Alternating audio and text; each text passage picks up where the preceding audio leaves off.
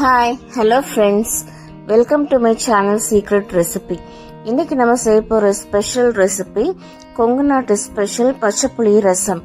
இதுக்கு தேவையான இன்க்ரீடியன்ஸ்: புளி, வெங்காயம், பூண்டு, பச்சை மிளகா, சீரகம், மிளகு, கருவேப்பிலை, மல்லித்தலை, உப்பு.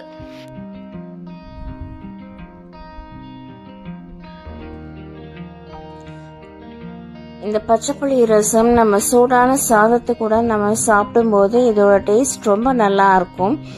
இந்த ரெசிபி கோயம்புத்தூர், ஈரோடு, திருப்பூர்ல ரொம்ப ஃபேமஸான ரெசிபி. இந்த வீடியோக்குள்ள போறதுக்கு முன்னாடி சீக்ரெட் ரெசிபி சேனலுக்கு சப்ஸ்கிரைப் பண்ணுங்க, ஸோ தட் என்னோட நோட்டிபிகேஷன்ஸ் எல்லாமே உங்களுக்கு வந்துடும். இப்ப வாங்க இந்த பச்சைப்புளி ரசம் எப்படி பண்றதுன்னு பார்க்கலாம். ரசத்துக்கு தேவையான இன்கிரீடியன்ஸ் எடுத்து வச்சிருக்கேன்.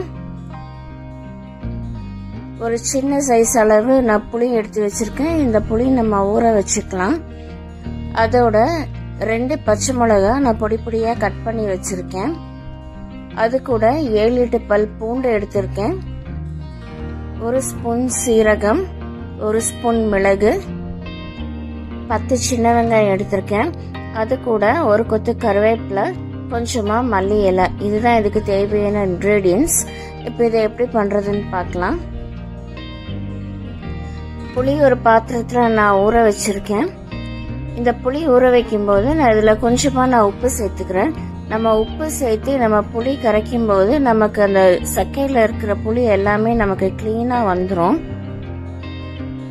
நம்ம கரைக்கிறதுக்கும் ரொம்ப ஈஸியா இருக்கும். இது ஒரு சின்ன டிப் தான், பிகினர்ஸ்க்கு யூஸ்ஃபுல்லா இருக்கும்னு நினைக்கிறேன்.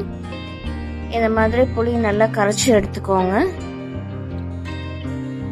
இப்ப பாருங்க, நமக்கு இது சக்கை தனியா வந்துருச்சு பாருங்க. இது ஒரு பாத்திரத்துல நம்ம வடிகட்டிக்கலாம்.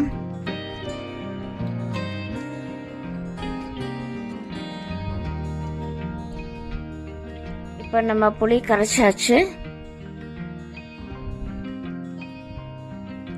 இப்போ இந்த புளி கூட கொஞ்சமா நான் தண்ணி சேர்த்துக்கிறேன். நான் 3 பேர் சாப்பிட்ற அளவுக்கு நான் சேர்த்துருக்கேன். உங்களுக்கு தண்ணி எந்த அளவு வேணுமோ நீங்க அந்த அளவு ரசத்துக்கு நீங்க சேர்த்துக்கோங்க. அடுத்தது நம்ம மிளகு இடிச்சுக்கலாம். இந்த மாதிரி உரல்ல போட்டு நீங்க மிளகு லைட்டா தட்டிக்கோங்க. கொஞ்சமா தட்டினதுக்கு அப்புறம் அது கூட நம்ம சீரகத்தை சேர்த்துக்கலாம். இந்த மாதிரி நீங்க நல்லா இடிச்சுக்கோங்க. இடிச்சதுக்கு அப்புறமா இது கூடவே நான் சீரகம் சேர்த்துக்கிறேன். அதையும் நம்ம தட்டிக்கலாம். சீரகம் சேர்த்து ரெண்டுமே நம்ம பொடி பண்ணிக்கலாம்.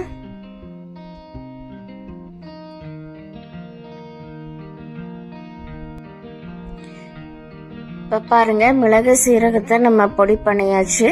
இது ஒரு கப்ல நம்ம எடுத்து வச்சுக்கலாம். இந்த மாதிரி நீங்க பவுடர் பண்ணிக்கோங்க. பவுடர் பண்ணி ஒரு கப்ல நீங்க எடுத்து வச்சுக்கோங்க தனியா.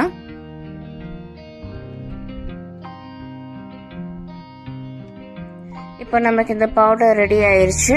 அடுத்ததான் நம்ம பூண்டு போட்டு இடிச்சுக்கலாம்.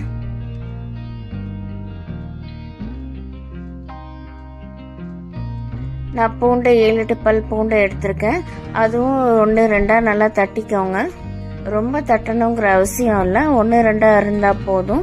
இந்த மாதிரி தட்டி அதுவும் ஒரு கப்ல நீங்க தனியா எடுத்து வச்சுக்கோங்க.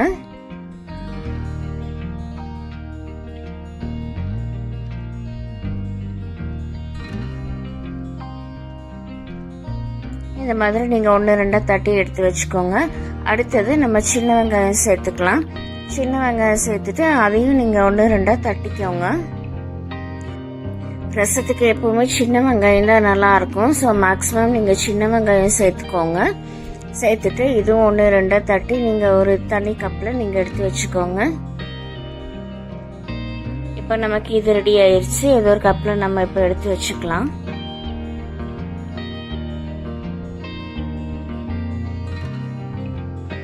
இப்ப நம்ம இடிக்க வேண்டிய பொருள் எல்லாமே நம்ம இடிச்சாச்சு. இப்ப அடுத்ததான் நம்ம புளி கரைசல்ல இது எல்லாமே நம்ம சேர்த்த போறோம்.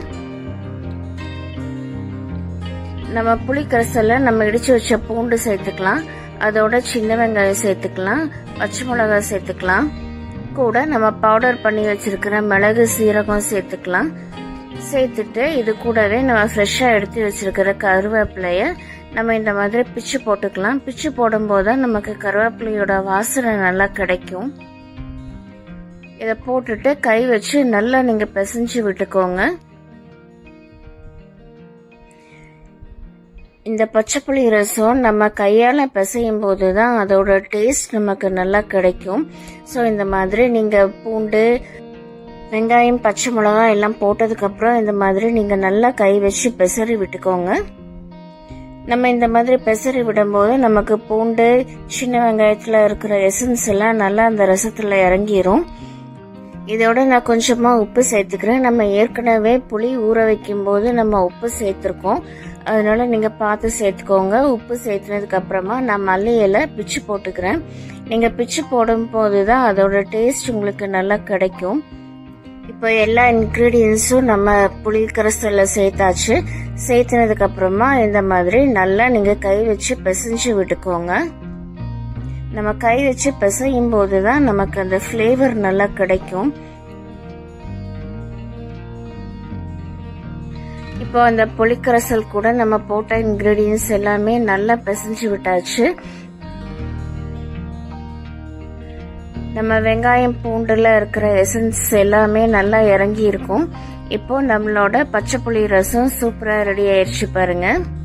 இதுக்கு தக்காளி சேர்த்தணுங்கிற அவசியம் இல்லை. உங்களுக்கு தக்காளி டேஸ்ட் உங்களுக்கு பிடிக்கும்னா நீங்க சேர்த்துக்கோங்க. இப்போ நம்மளோட பச்சைப்புளி ரசம் சூப்பரா ரெடி ஆயிடுச்சு பாருங்க. இது நம்ம சூடான சாதத்து கூட நம்ம சாப்பிடும்போது இதோட டேஸ்ட் ரொம்ப நல்லா இருக்கும்.